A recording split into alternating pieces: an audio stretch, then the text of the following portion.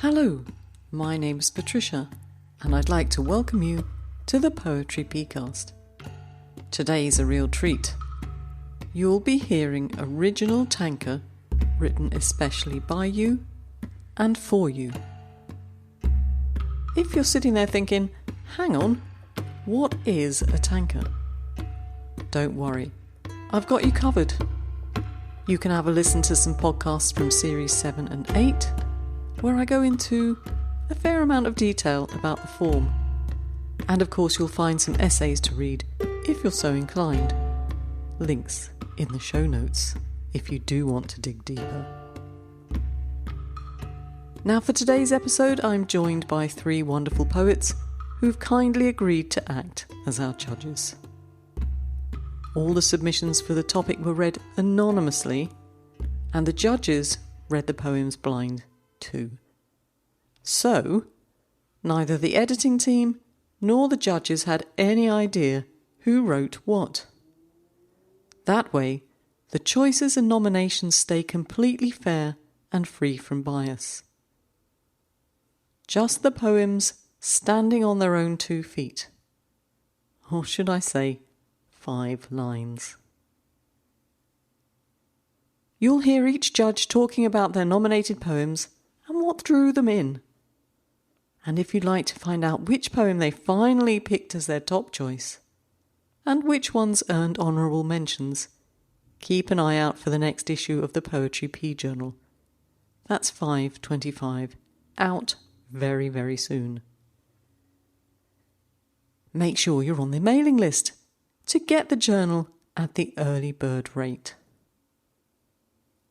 Of course, I'm sure you'll have opinions of your own, and I'd love to hear them. Drop me a line and let me know what you think. Right then, shall we get started? I'm going to start with some Tanka from the editing team. In this instance, Lev Hart and Vandana Parashar.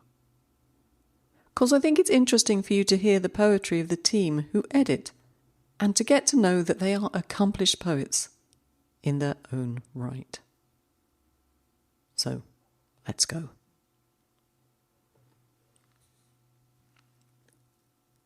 Leaving a blanket in her room, just in case.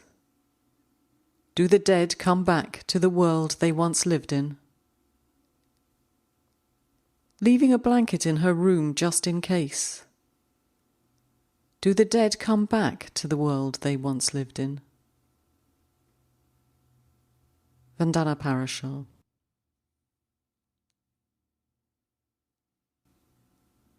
A magpie snatches some puddle thing and makes off.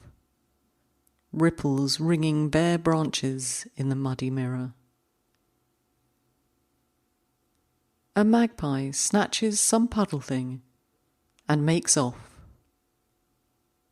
Ripples ringing bare branches in the muddy mirror. Lev Hart. So, now to the first of the judges' choices. We've spent some time recently in Canada with Alison Douglas Turner. I hope you've all tuned in for her reading. And today we're off there again to visit with Reed Hepworth, the first of our judges. You might remember Reed came on the podcast, ages ago, to read one of her Touchstone-nominated Haibun to us. And you'll be delighted to know that she'll be back very soon to read to us from her book, Loss is a River, in which there are many, many beautiful Tanka, which is why I asked her to come and be one of the judges this time. Who better to judge than someone who writes terrific Tanka herself? So, welcome, Reed. Hope all is good with you. Well, thanks for having me here. I'm pretty excited to be here. Oh, we're excited to have you. So tell us, which poem did you choose and why? I chose Mona Betty's Empty Hangers. Empty hangers clatter in the cupboard in this autumn breeze. I cling to the presence of your absence. Empty hangers clatter in the cupboard. In this autumn breeze, I cling to the presence of your absence. Now, I've read that two different ways. So I'll get into this though. So there were many beautiful and worthy tanka to choose from. I chose Mona Betty's Empty Hangers because it resonated with me on a personal level. This seemingly simple poem, which focuses on loss, is one that many readers can relate to. In Empty Hangers, Mona has cleverly utilized alliteration, clatter, cupboard, cling, and repetition, rhyme, presence, absence. You either love or hate rhyme. I feel Mona hit the sweet spot. I also appreciated that her pivot in this autumn breeze could be utilized with either the upper or the lower verse. So let's look at the poem in more detail. In the dream world, empty hangers symbolize something that is missing, a feeling of being incomplete or inadequate, while clatter in the cupboard speaks to the intensity, anxiety, or loudness of a situation. Autumn, often seen as a period of change, aging, and death, provides clarity to the first three lines and the situation the poet is facing. This isn't a tanka about a relationship that is soured or a child leaving home.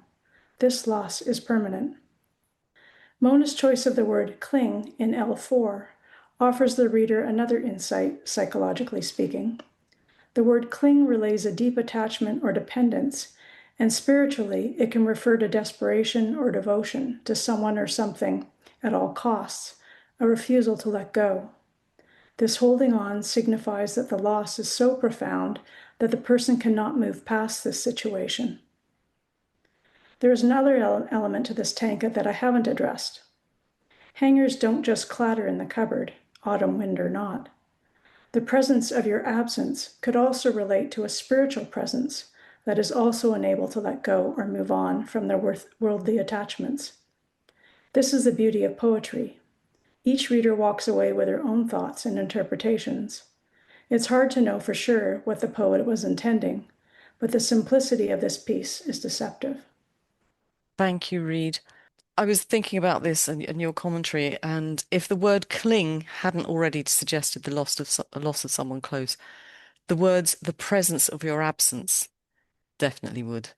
And I was thinking about it, and I don't know if you could fully understand, or if these words would really hit you hard unless you've lost someone so very close to you. I don't know.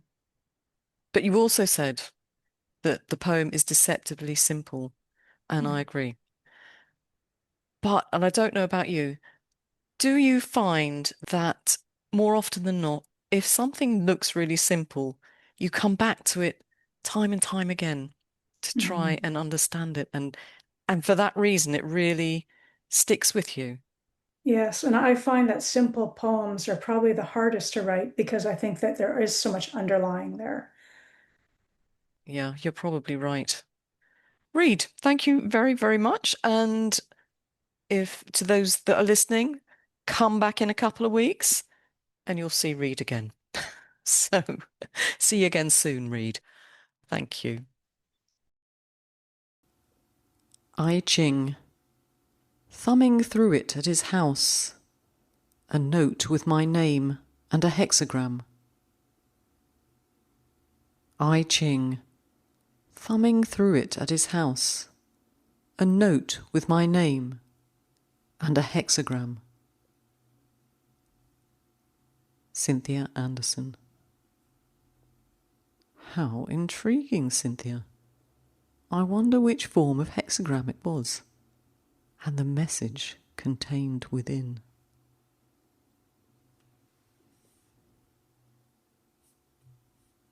Layers of grey sky and cresting the ridgetop thick thunderclouds. The quick count of heartbeats spaced between rumbles. Layers of grey sky and cresting the ridgetop thick thunderclouds. The quick count of heartbeats spaced between rumbles. Lisa Biller.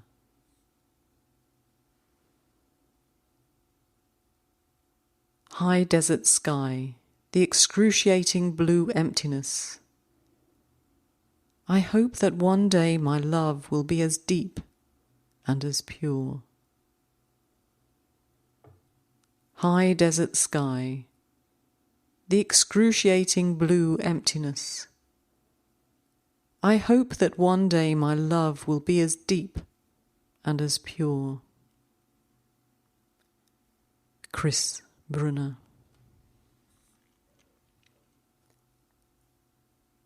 Moving home, we sell the memories for a dime, but I carry with me the stars we named in another life.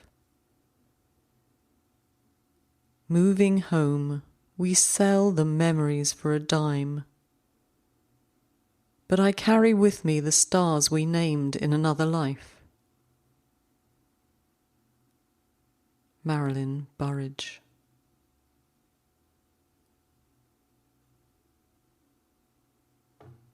Entrusted with responsibility, a willowy stem holds the fate of delicate beauty. Entrusted with responsibility, a willowy stem holds the fate of delicate beauty. Paul Callis.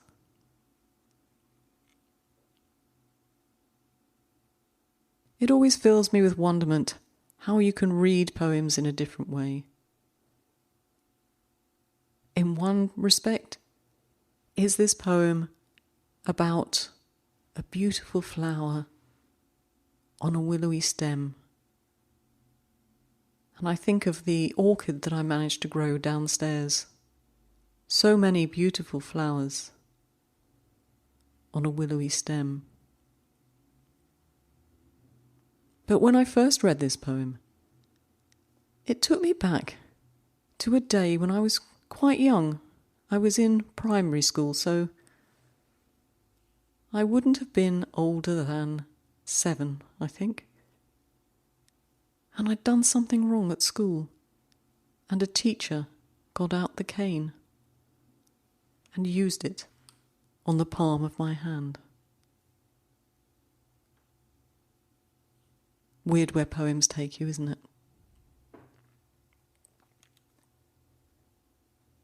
A day full of bees, the flit of a hummingbird. Old memories. She plays near the fence I used to climb. A day full of bees, the flit of a hummingbird. Old memories. She plays near the fence I used to climb. Eve Castle.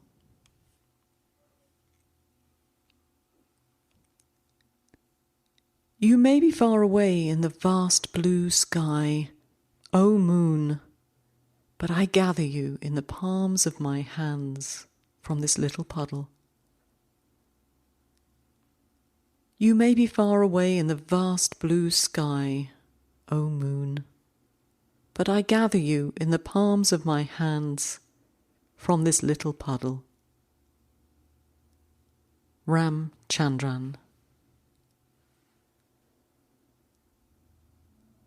A soft crack. Chaturanga Dandasana. Was it me or the branches, rising back to Tadasana, my eyes in the sun? A soft crack. Chaturanga Dandasana. Was it me or the branches, rising back to Tadasana, my eyes in the sun? David Cox.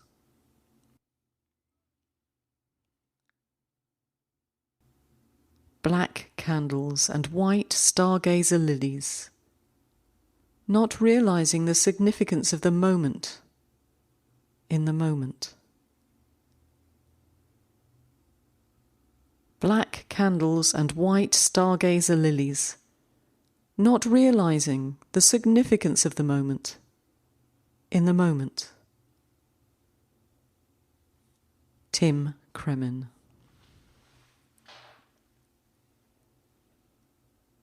"80 years after the bombing in Hiroshima, children carrying fresh oleanders.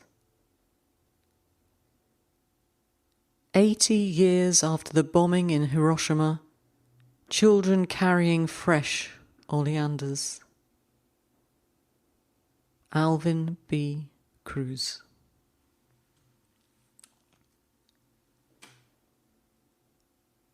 Three clocks in her house show a different time. She asks me what day it is. Three clocks in her house show a different time. She asks me what day it is. Anne Curran.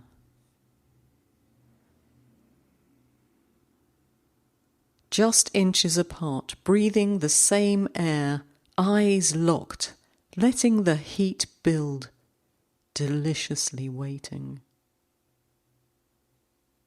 Just inches apart, breathing the same air, eyes locked, letting the heat build, deliciously waiting. Jennifer Gurney.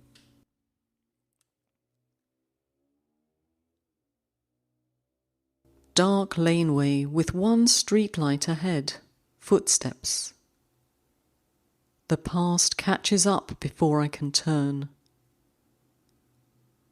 Dark laneway with one streetlight ahead, footsteps. The past catches up before I can turn. Lorraine Haig. Before we move on, just a quick word about how you can support the Poetry Peacast.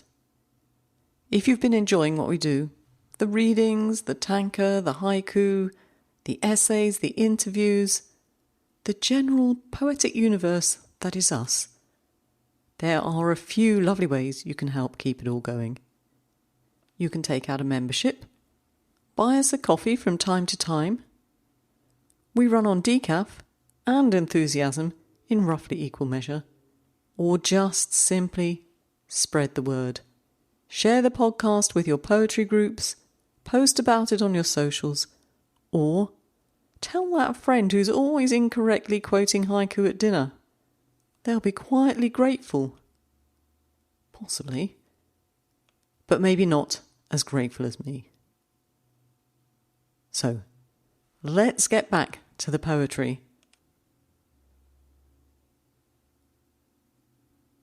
Whippoorwills call through the night a memory replaced by divisions of suburban bliss. Whippoorwills call through the night a memory replaced by divisions of suburban bliss. John Hare. I was out on a bike ride through the countryside near my house today, and it brought to mind this poem, fields of crops, woodland stretching as far as the eye could see. And I got to wondering how long before this beautiful countryside is replaced by divisions of suburban bliss. Mother-in-law's pose with her trusted broom, framed and smiling, our living room wall so alive this Halloween. Mother-in-law's pose with her trusted broom, framed and smiling, our living room wall so alive this Halloween. Arvinder Kaur.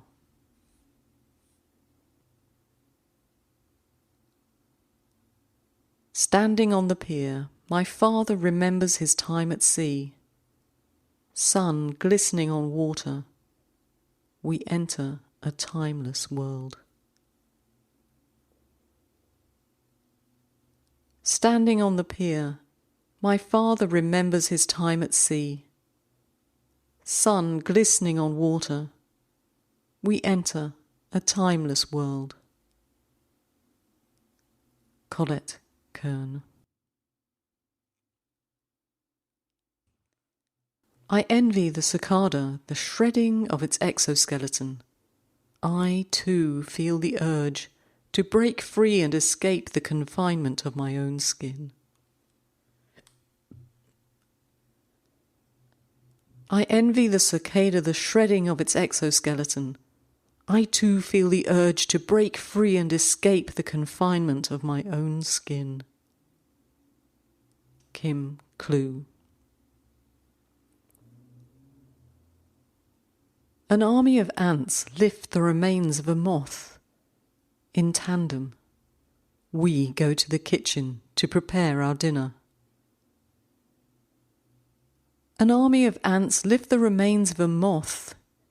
In tandem, we go to the kitchen to prepare our dinner. Lafcadio.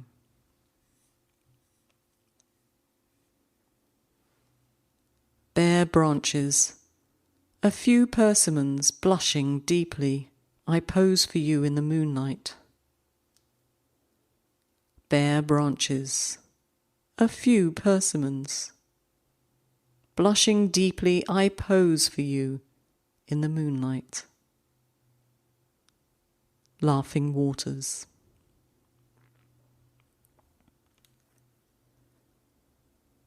Early moonlight. My shadow waits across the pond. A frog's soft plunge ripples through the silence, as if to answer longing. Early moonlight. My shadow waits across the pond. A frog's soft plunge ripples through the silence, as if to answer longing. David A. Lee.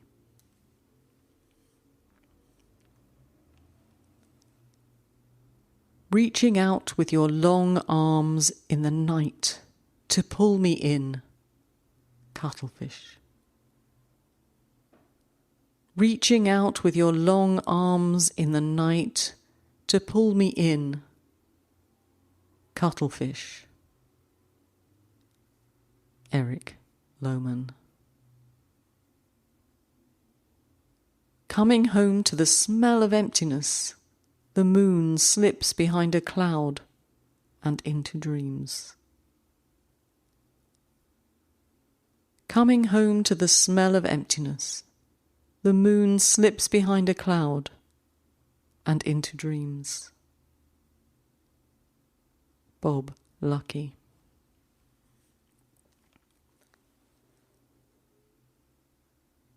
The stillness, a tragic echo of silence in the rain, the lost children and their dreams. The stillness, a tragic echo of silence in the rain, the lost children and their dreams. Linda L. Ludwig.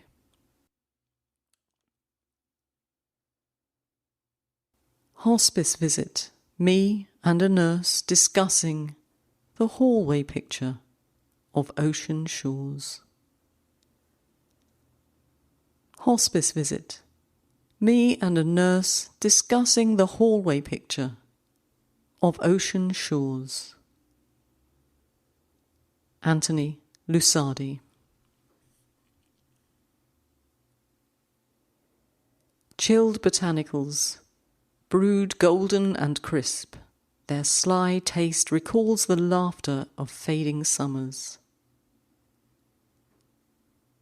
Chilled botanicals, brewed golden and crisp, their sly taste recalls the laughter of fading summers. D. Chiali E. Mackenzie.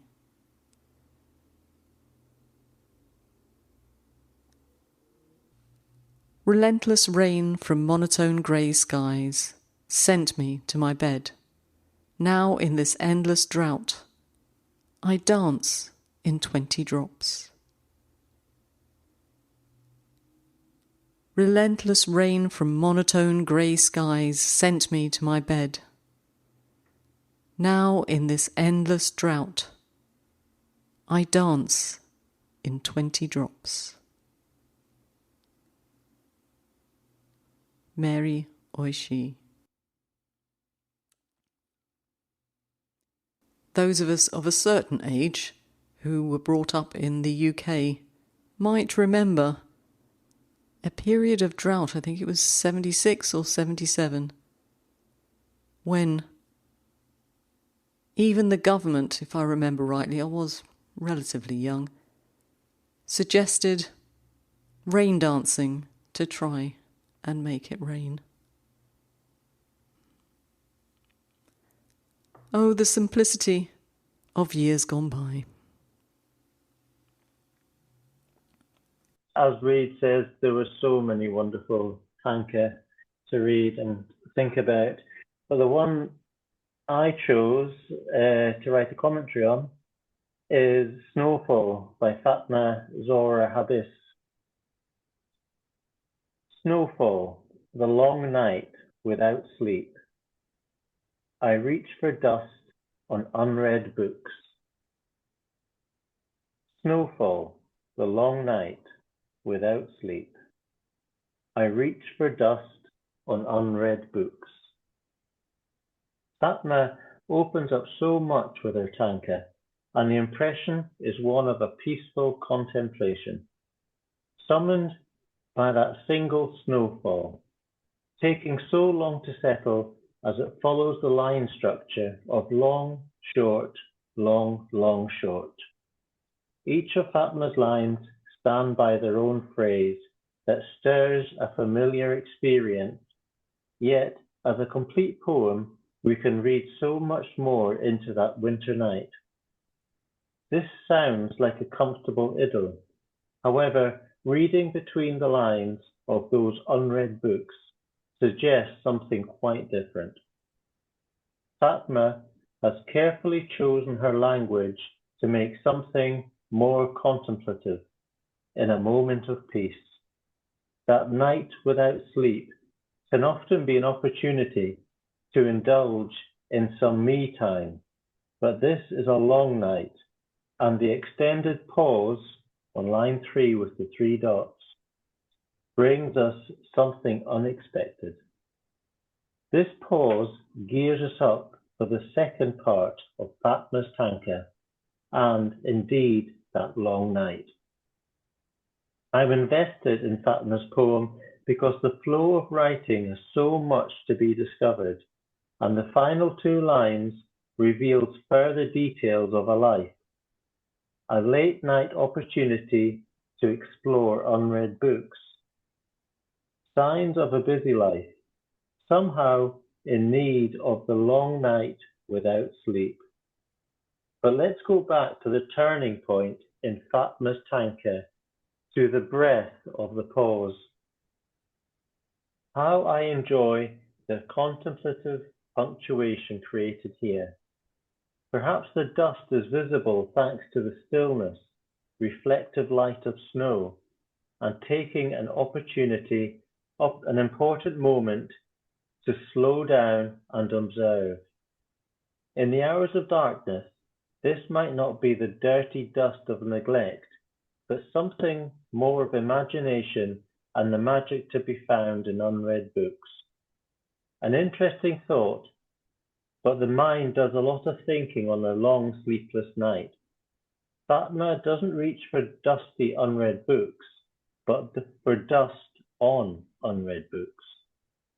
In this Tanka, Fatma shares her talent for considered use of language that tells of a moment that unfolds to produce something much greater and unwraps in the mind. Each line is not quite as it seems. As a Tanka, this piece by Fatma Zora Habis offers up so much to enjoy, contemplate, and connect with. Thank you very much, Clive. And I forgot to say, this is Clive Grucock, but you'll know the voice because he was on a few months back, I think. So, Clive, that was great. And I'm so pleased you brought up Fatma's use of the word dust because it's so intriguing. Every time I read it, I wonder, why is she reaching for the dust on unread books? Why? What is it about the dust? What is it about the books that she's telling us? Because I don't know about you, Clive, but a book I buy, or if I get it from the library, is read immediately, no messing about. So why are these books unread? Why have they gathered dust? That, as well as Perhaps, the idea of the long night, leave me wondering if, as with Mona's poem that Reed told us about, are we dealing, yes, with a person who's quite busy, someone who hasn't come to terms with something, but what is it the person is not coming to terms with? And I wondered, are we back in grief territory again? I would agree with that, yes. You could read the poem in a number of ways. It could be somebody that is finding it difficult to sleep, Mm. and they're taking the time just to observe the night. But yeah, it's probably more likely that it's somebody that's unable to sleep because of loss, and the books probably belong to somebody else. It could be so many things. I love the idea of, well, I don't love the idea of snow because, as anyone knows, I really do not love the idea of snow. Things do look different when you've got snow as a backdrop, night or day. It doesn't matter. I could look out my window at the moment and the place is covered in snow, but it does have it creates a different light to it. Well, yes, and there's a definite theme created from this poem, but like most haiku and tanka, there's so much you can go back and read into it. Yeah. Absolutely, Clive. Thank you. I think this poem sent little shivers down my spine, and your commentary just sort of highlighted them and exacerbated them. Thank you very much. Thanks, Thank Clive. you. Autumn moon. A gecko darts across the ceiling crack. The night sky unfolds as if nothing's broken. Autumn moon. A gecko darts across the ceiling crack. The night sky unfolds as if nothing's broken.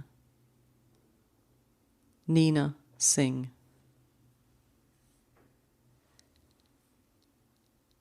Midway home, the rain begins again. I slow down, learning at last not to hurry everything. Midway home, the rain begins again. I slow down, learning at last not to hurry everything. Nalini Shetty. A very useful lesson to learn, I feel. Not one I've cracked yet.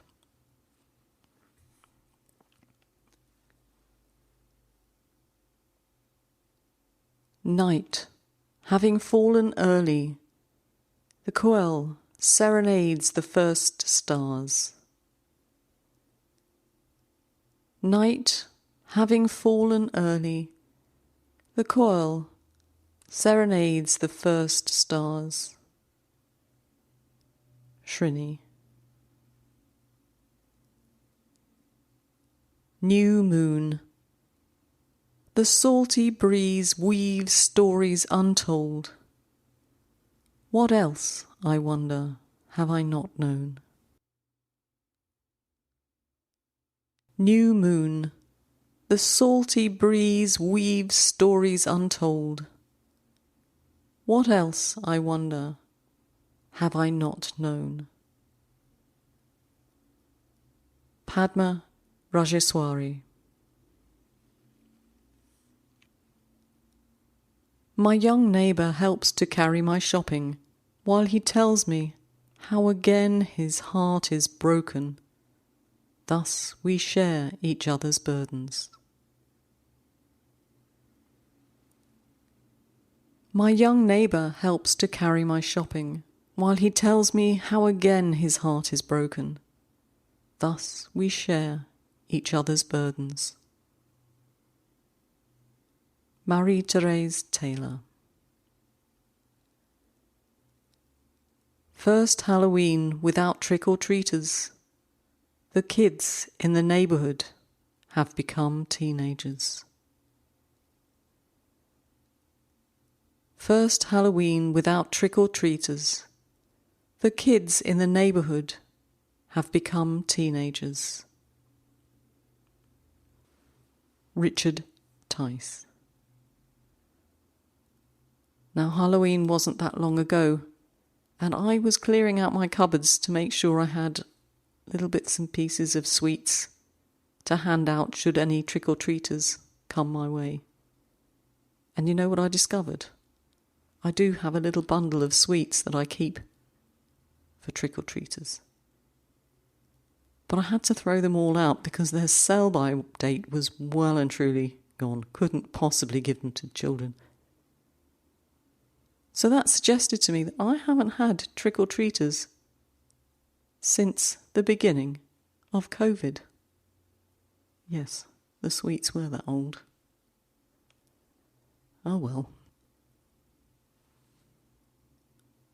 We made a bonfire of your life after you died that fell as wood smoke, and the sound of ripe plums landing in the wasp grass. We made a bonfire of your life after you died that fell as wood smoke, and the sound of ripe plums landing in the wasp grass. Sarah Winteridge. Folk dancing. Drums I used to follow fade in the wind. In this foreign country, even my voice stumbles. Folk dancing. Drums I used to follow fade in the wind. In this foreign country, even my voice stumbles. Anna Yin. Toothpaste can't be put back into the tube. With this example, the doctor says, you can't change a thing. Toothpaste can't be put back into the tube. With this example, the doctor says, you can't change a thing. Neetu Yumnam.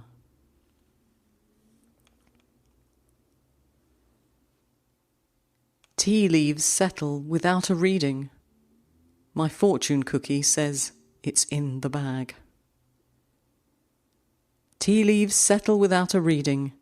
My fortune cookie says it's in the bag. Margaret Towle.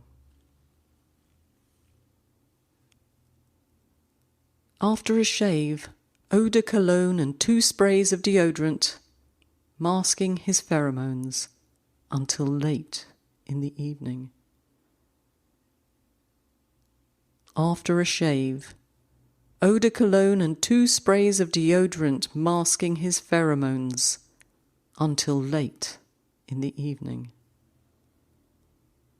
Mark Gilbert. A poem which reminds me of having 2 teenage boys in the house. How I miss that. Now for the last of our nominations. I'm highly honoured that the editor of Frog Pond, Alison Whipple, great friend to the podcast, still has time to come along and share her thoughts with us. Thank you, Alison. How's things? Busy as usual? So busy. Absolutely so busy. I think you're a person that just doesn't say no. It's not my, it's a good quality, but it's also not my best quality. I said yes to the volunteer coordinator for the neighborhood association holiday Christmas tour this year. And that was one thing too many. No matter. You must enjoy it or you wouldn't do it. I do. Absolutely. So, given that you're probably pushed for time, what is our last nomination? Which of the poems is it and why? I selected Marion Clark's Tanka, All Souls. All souls. So many stars twinkling in this night sky. I follow my breath out of the darkness. All souls. So many stars twinkling in this night sky, I follow my breath out of the darkness. Marion Clark. I selected Marion Clark's Tanka because I believe it does a masterful job of conveying mystery and depth, also known as Yugen, which Tanka listed as the first of 4 fundamentals of good poetry. All 5 individual phrases fit well together, and in combination, they create a tanka that lends itself to metaphorical, physical, and spiritual meanings. All Souls places us in time. November 2nd, which is All Souls Day, a solemn observation of remembrance in the Christian faith.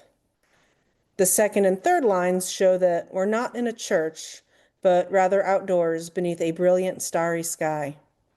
The fourth and fifth lines open the door for multiple understandings. On a literal level, it's a cold night, and the speaker can see her breath as she walks.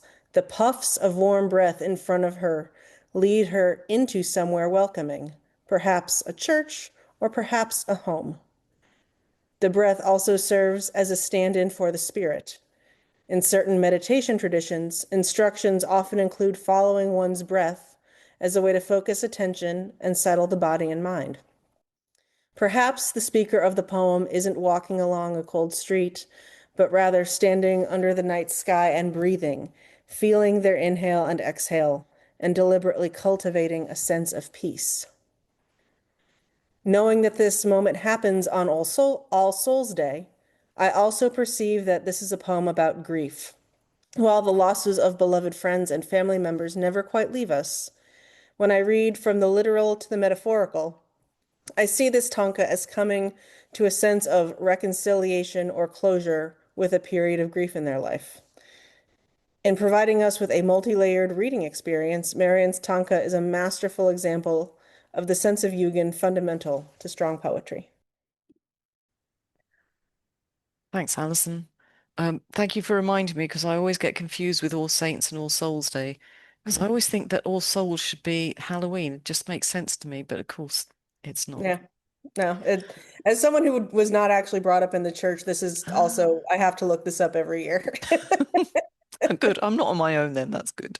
But as we went through, I thought just suddenly thought, I'm glad I did the poems, the nominations in this way, because it sort of brings us full closure because Reed's poem sort of was still full of the sort of rawness of grief, but yours takes us back to where somebody is possibly at the closure side of grief. I guess that's just my reading, possibly your reading of the poem.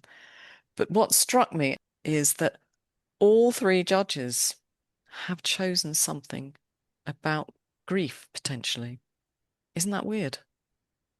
I think this is a time of year when it's, even if you are not actively in a grief situation in your life, when that sort of bittersweetness of grief, it can just be, at least if you're in the Northern Hemisphere, and I know we've got readers in the Southern Hemisphere for whom it is spring, but certainly if you're in the Northern Hemisphere this time of year, there's I think a certain moodiness that perhaps, just inspires reflections on difficult times, or makes you just more aware of these sort of things. Yeah. And I suppose also we had one definitely in autumn, one definitely in winter, and depending on whether you go with the meteorological or the sort of natural definitions of the seasons, we've got one that is crossing the All Souls Day sort of crosses, because I think some people regard winter as 1st of November, whereas I would tend to go with somewhere around about now. Higginson puts the start of winter in the haiku calendar, the classical haiku calendar, as November 5th. So All Souls November would, 5th. Okay. yeah. So Mm. that would be this transition. So All Souls would be a transition point. Yeah. Yeah. Interesting. I always learn so much when we do these things. So thank you for that. Thank you, Alison. Thank you to all our judges this time. Each of them have brought something new for me to think about. And maybe that's the same for you too. So I'm going to switch off the microphone and we will debate between us which of these poems is going to be the final judge's choice and which are the honourable mentions. Thanks again to Reed Hepworth, to Clive Grucock, and to Alison Whipple. Thank you. And that's it for today's original Tanka episode. A huge thank you to our judges for their time, insight, and good humour. And of course to all the poets who sent in their work. And to you, yes you, for coming along and keeping me company. It's really good to know I'm not just talking to myself. If you're not already signed up for the mailing list, do pop over to the website and register. You won't want to miss our special offers, early bird rates for journals and books, that sort of thing. And there are some rather exciting developments brewing over at P Towers for next year. Honestly, you won't want to miss that announcement. And if you haven't yet picked up our latest anthology, well, what are you waiting for? It really is what it says on the tin. A little marvel. So until next week, keep writing, and don't forget to check out the show notes, will you? Ciao.